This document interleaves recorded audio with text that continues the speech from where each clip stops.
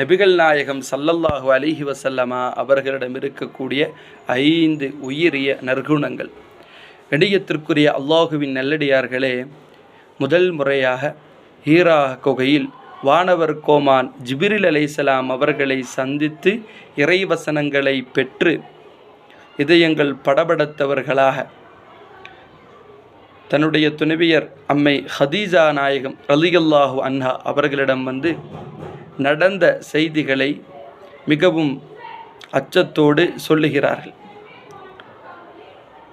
எனக்கு ஏதாவது நிகழ்ந்து விடுமோ என்று நான் அஞ்சுகிறேன் என்று நடந்த சம்பவங்களை இறைவசனத்தோடு வந்து சொல்லி காட்டுகிறார்கள்.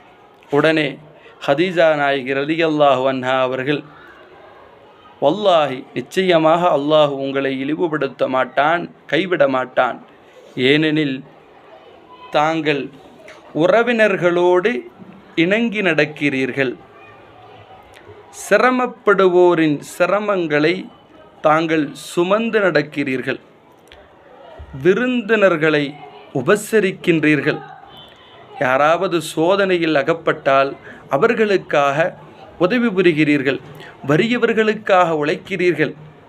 எனவே அல்லாஹ் உங்களை ஒருபோதும் கைவிட மாட்டான் என்று நபிகள் நாயகம் ஸல்லல்லாஹு அலைஹி வஸல்லம் அவர்களிடம் இருக்கக்கூடிய உயரிய நற்பண்புகளை சொல்லி, அம்மையார், அல்லாஹ் ஒருபோதும் உங்களை கைவிட மாட்டான், எனவே இந்தந்த நற்குணங்களை எண்ணி காட்டுகிறார்கள்.